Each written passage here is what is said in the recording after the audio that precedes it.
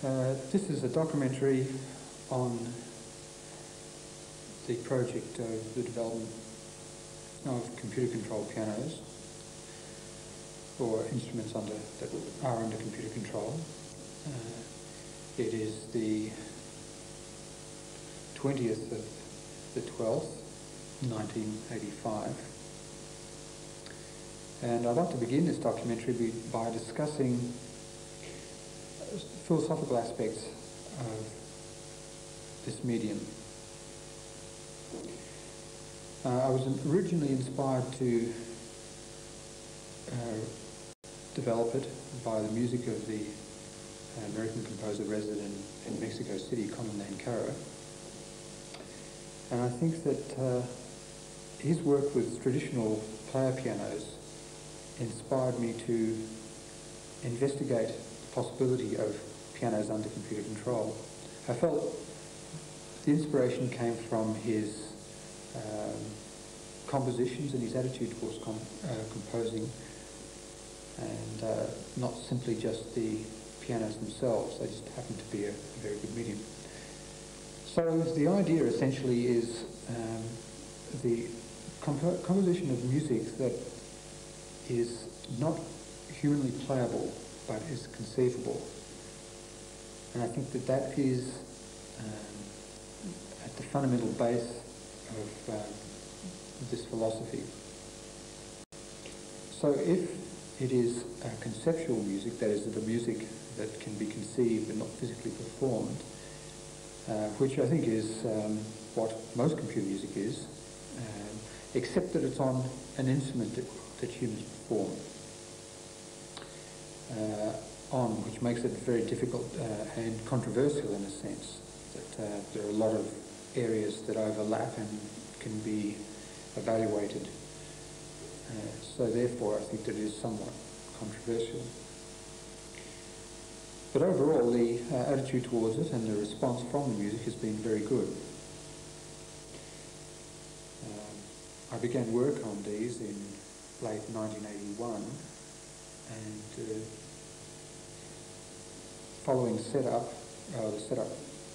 as I will describe later on, was largely finished in end of 1983. I'll perhaps ramble on a bit more about the philosophy of it. The idea is that essentially a score is prepared somehow and put into the computer, and the computer performs it, it executes it. The level of sophistication is dependent, of course, on the computing power, but really this has been at very early stages, and the works that I've prepared were really done a couple of years ago now, and my interest in this particular medium has centered more on the use of the computer, exploring computer languages to compose music. So I'll go back and explain exactly what happens. Initially you have to conceive of a composition in some other medium. You can work at the computer and do it, because it is a real-time medium. You can enter information and then more or less have it played back in a very short space of time. But essentially ideas are put down on some sort of graphic notation or a traditional score. But since the music is largely unplayable, it's very difficult to score music that is beyond human performance, especially when different tempos are involved. The understanding of tempo is different from that of the traditional performer, because in this sense it's numeric-based tempo considerations. Time is conceived in discrete units. I'll explain more about that later on. So a score is prepared and then entered into the system.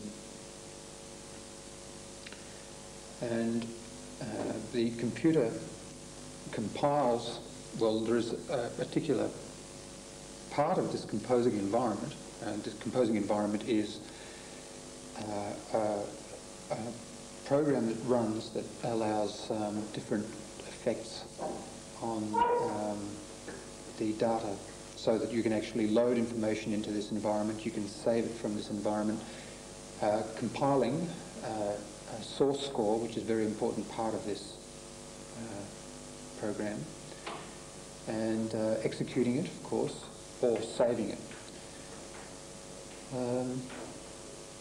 So what happens is that the score is initially entered using a word processor into the computer and saved as a file. Then this program is run, and the file is then converted to machine-readable form. That is, that it's converted to data that the pianos will understand.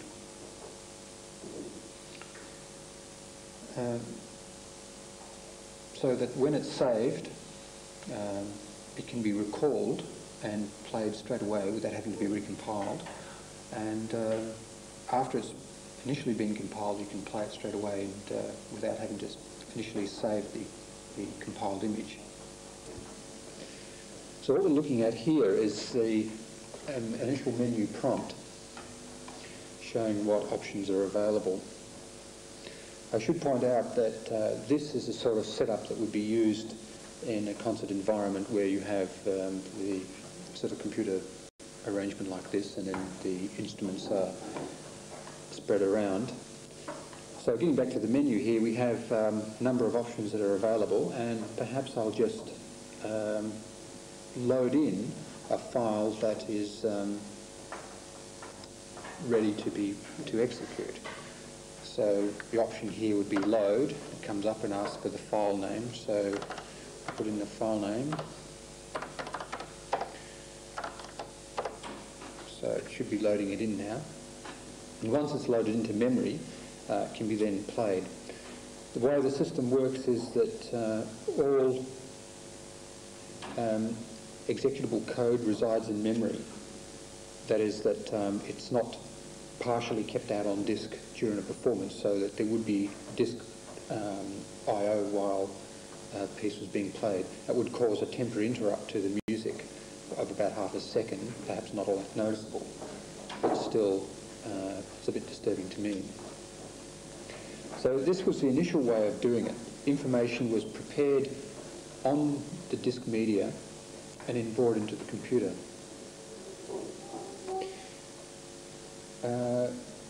It means that effectively you're free to compose any way you like. You can compose in little segments, write a bit, listen to it, save it, and in the end you can just concatenate all the files together to produce one large work, and that is how I produced a lot of my works in the early days. So the file's been loaded. I'm back to the menu again, and now I've got the option of having a look at it, so we can look at what appears, how it appears to the computer. This is the score in hexadecimal format. That means a number base to the 16. And all these particular values will be output. It will either be used by the output program or sent directly to the instruments. So we're back at the menu again. Of course, we can play it, or we can exit from the menu. But I'd like to talk a bit further about the way the system works before I actually play any pieces. This is essentially the computer side of it. This is the computer here. These are the disk storage facilities, and below down here is where the computer is, the CPU and memory. What we're going to talk about next is the pianos and how they're fitted out and what's involved in the modification to them. This was the first instrument that I had fitted out with the digital player piano mechanism. It's called a piano quarter, and it's made in America. Traditionally, it's a digital electronic player mechanism. It was designed to take over the role of the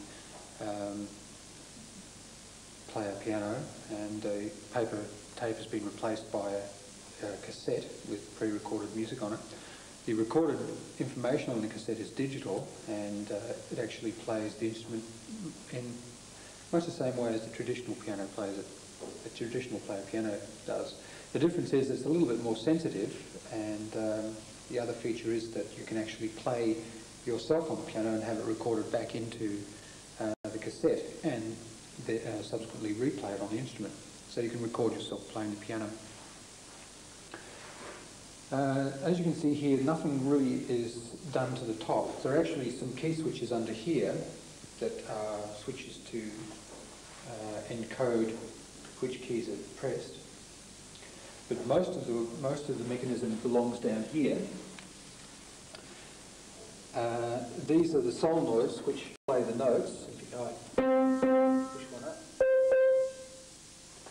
And these are the driver boards which take the signals from the computer, in my case, and correspondingly play the correct note at the right dynamic level. This system that you see here now is probably the second generation, I'll call it, of my work in this area. We originally interfaced a computer to the hardware that came with the piano quarters, but the major problem was that data transmission was too slow, and the data structures used were very inefficient.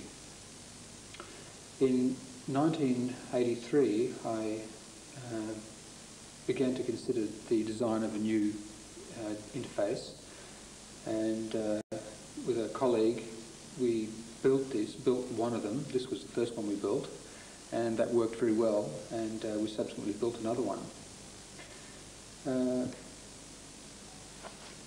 Okay, a little bit more about what's involved here. These solenoids here, these very large solenoids, are used for the sustain pedal and the soft pedal. This here is the power supply, and this is the interface that we built. It's a wire-wrapped interface, and it's functioned very well over the years. I took this to the Adelaide Festival in 1984, and everything functioned quite well. There was no problems with any of the electronics. This piano is actually the second piano on a daisy chain. This cable here comes from the other instrument over there, which I'll talk about in a minute. The major problem with this, as it stands now, is that the solenoids are perhaps a little bit insensitive. They're not as sophisticated as they could be. The power supply is an American system, so it's 110 volts, so it has to be transformed from 240 to 110. And I think it's my intention next to perhaps design a specialised player mechanism for a grand piano. Maybe it will be able to fit into one of these, but it'll be essentially a grand piano action, and therefore be more portable. Another problem with these things are that it's not very portable. Okay, so we'll go over here and I'll explain this instrument. In 1983, when I was designing the hardware and at that time the software that I've spoken about was written, I decided that it would be an idea to try and build an instrument that was more suited to the computer's capabilities than the human performers. In theory, it wasn't going to be that hard a problem, but maintaining the traditional piano action as a model was very difficult, and I subsequently dropped that idea. That's why you see here something very different from the mechanism over there. The electronics are much the same. Everything, the driver boards that you saw hanging down before are now lying flat under here. The big pedal solenoids are used in this case for dampening mechanism, and I'll explain that further in a minute. This interface is described as a master interface. You see there's a cable coming in. This one comes from the computer, and this one goes to the other piano over there. And each one of these interfaces is addressable. That is, you can turn this one off so that this instrument won't play, but that instrument will play. and vice versa, or you can have them both playing simultaneously. The solenoid arrangement here is very simple. At the end of the solenoids is a little wooden hammer, and you can get a shot of that. The hammers are just lying down here, and you'll notice that it's quite resonant. So that the operation is that when these solenoids are addressed, they just go on and create a sound in this fashion.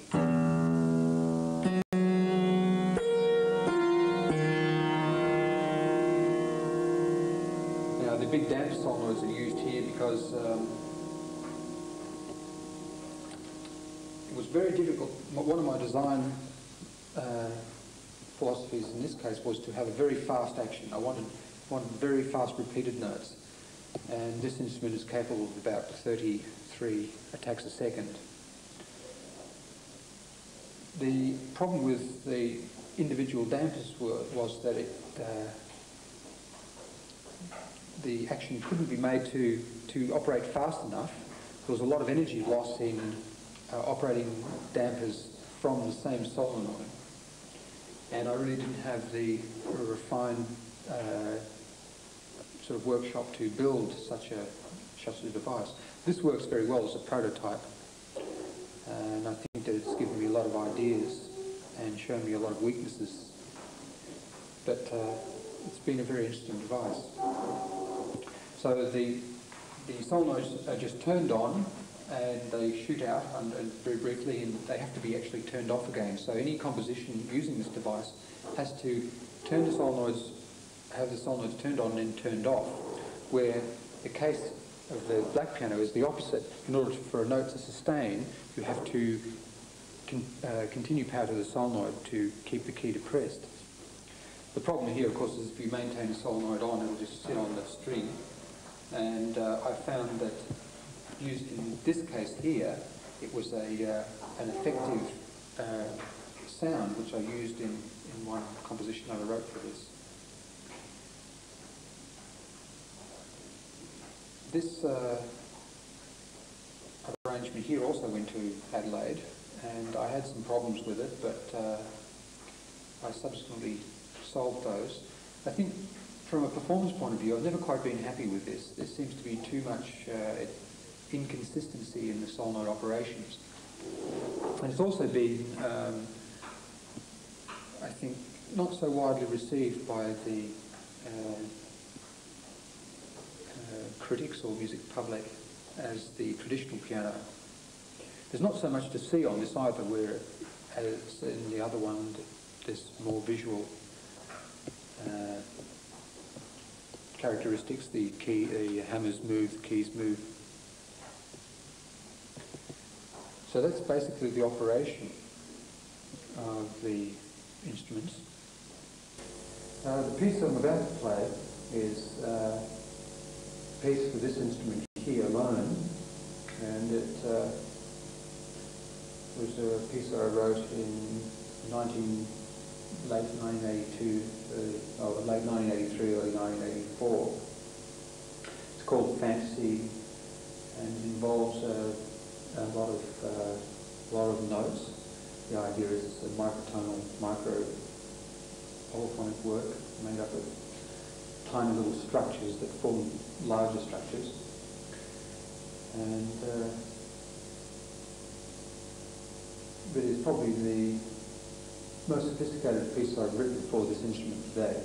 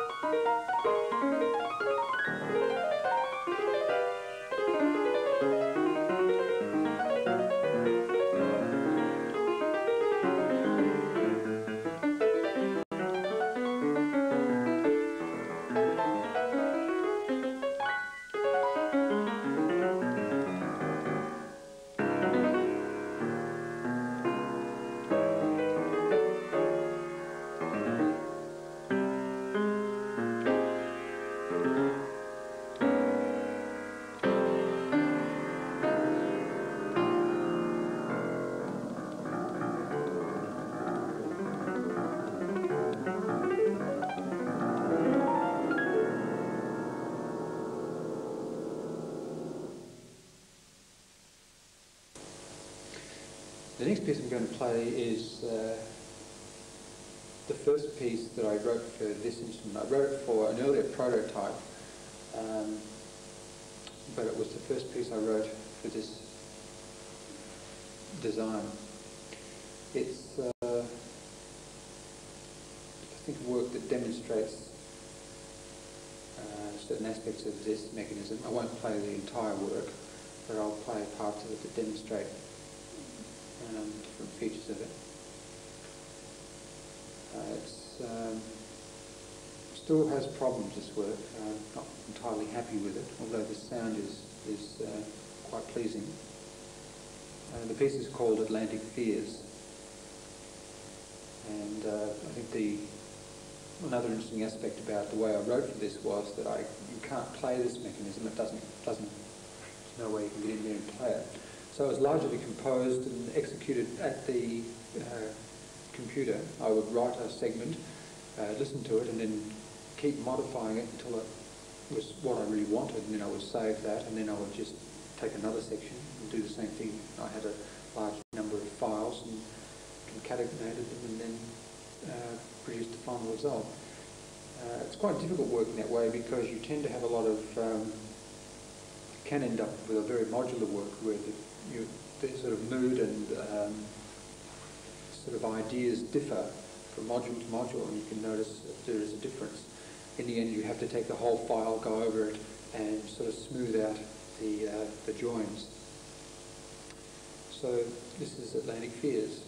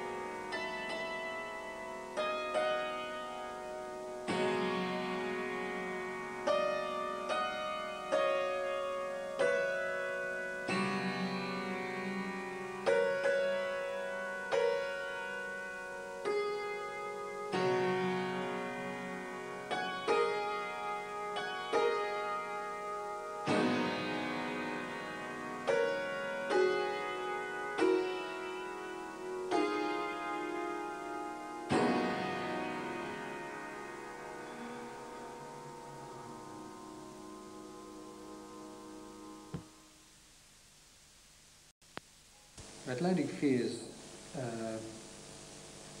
gave me quite a lot of pleasure in the sense that it was a work that I was exploring the instrument with, and every time I wrote something for it and listened to it, I was quite surprised at the results. I think the big problem with it is that it's mechanically not perfect. There's a lot of variance in the way the system operates. As you heard, there's some remarkable sounds can be achieved on that instrument. It's a very resonant instrument. It, of course, not having sophisticated dampening in dampers on every note, every hammer. It's always quite resonant. Inspired by that works, I decided to go on, and I wrote this piece, which is actually a work for 2 pianos. Simultaneously, the idea is that the information is divided between the two instruments. The problem with it is that the 2 instruments require different data to work. The modified piano requires a certain type of information, and the traditional piano requires a certain type of information. In order to get them to play the same melody, you have to, in a sense, timeshare between the 2 instruments. That is, that you send one instrument part of the melody, or the melody, depending on how long it is, and then you send the other one. But this all happens so fast that they appear to play together.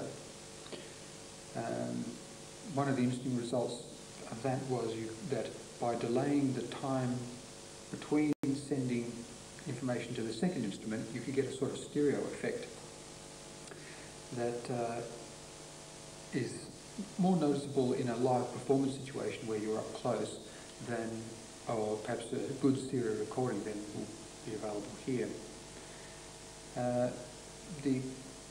This piece, which is called Variations for 2 pianos, is, as the title suggests, a series of variations. One of the most notable features about this is the use of the dampers of the modified piano to obtain a sort of drumming effect. So that what this ultimately points out is that the modified piano was more versatile as a sound source. It was capable of a greater variety of sounds. It had been my intention through the study of Nancarrow's music to explore acoustic possibilities by being able to drive the pianos not only faster and harder, but with combinations of notes that are not physically playable. The whole gets back to the point of being what's physically playable. Nancarrow, in his music, by analysing the scores, you can see there are certain note structures that are impossible to play, and one wonders how he ever managed to think of them. They really are remarkable. The American composer James Tenney, in his analysis of Nancarrow's work, describes them as aggregates. They're clusters of notes executed in a certain period of time to form a distinct sound.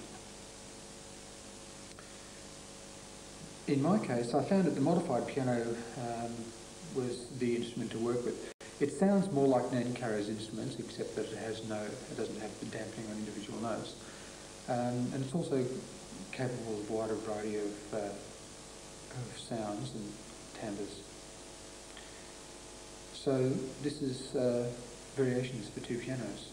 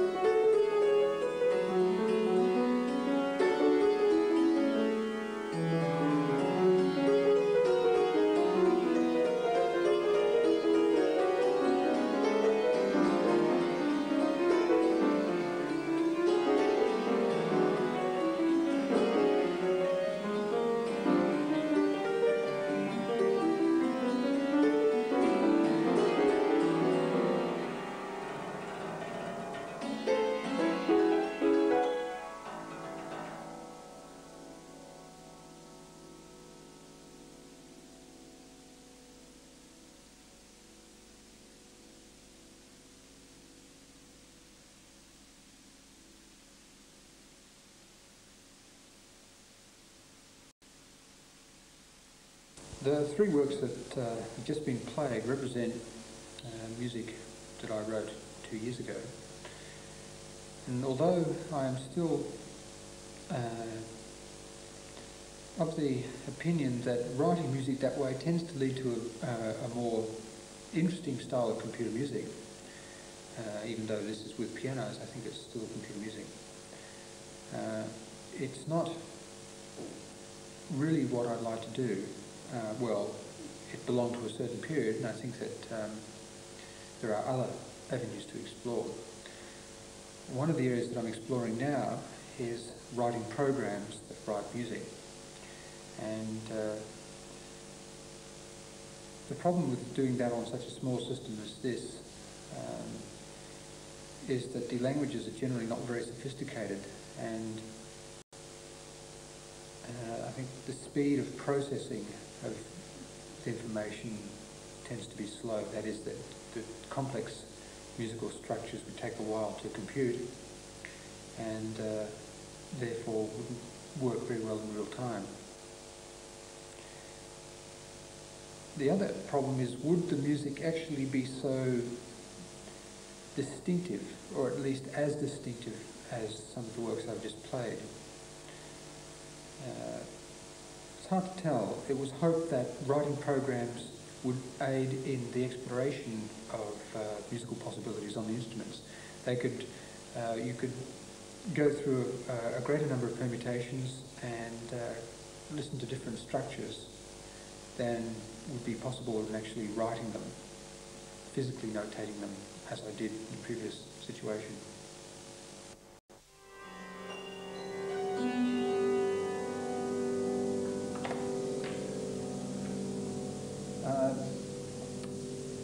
This is a Pascal program. It's a very small one. It's only probably 100 lines or something. It's simplistic in the sense that the notes are generated simply by random. There's no real decision about what notes. But it leads to an interesting possibility, the use of computers. In this case, it's all in real time. As you can see, if I just adjust some of the parameters, we'll make it shorter. Make the piece pretty short.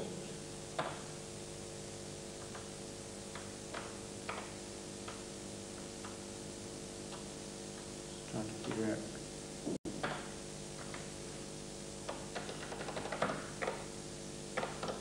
So I can now execute the work.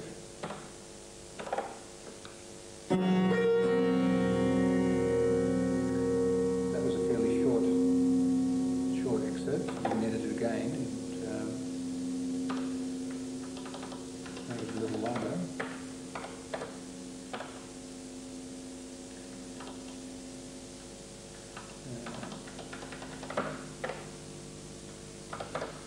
So again, I've just increased the length of the piece. This is just working in these parameters, and we can run it again.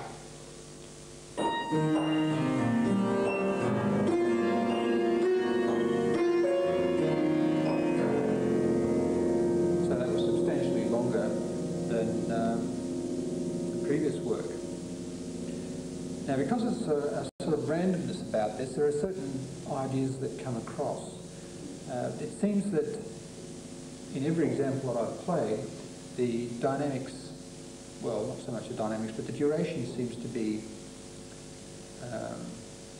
somewhat the same, or there seems to be a sound structure to it that's the same, and probably that is the random aspect of it. But it is possible in a simple little program like this to increase its decision-making potential, to add more into how it decides what notes to play. But since it's not a very large program, it's only just pointing the way. And this is the current area that I'm working in now. In fact, the next work that I'm writing will use this idea, but distributed among the two pianos, and it'll have much more decision-making procedures in it. I think this is one of the directions to go. The other direction that I'm hoping to explore at some later stage is the use of a live performer with computer. That is, that someone would play an instrument, would a keyboard preferably, since they're very easy to connect up. It would go into the computer. The computer would either pass it through unmodified, in which case it would the instruments would tend to play what the performers just played, or it would modify it. So that what in effect would happen would be that from one keyboard a performer could play a number of acoustic instruments. This has been done to some degree already in the United States, although not. I think that everyone who would tackle the problem would come up with different results. I would be certainly looking at using a different type of arrangement than has been found on these instruments. I would probably use a grand piano and construct a special actioning for it. So I think there is a lot of potential for this type of computer music. It's also very easy to listen to, or it's a lot easier to listen to than a lot of the electronic music produced on such small scale and small devices. These instruments have served the purpose of exploring mechanical acoustic instruments under computer control well. I think that I've felt and discovered a lot through working on this project, and I feel there is a lot yet to explore and still a lot of music to produce on them. And it is hoped that I will get the opportunity and produce some more works in 1986 and beyond.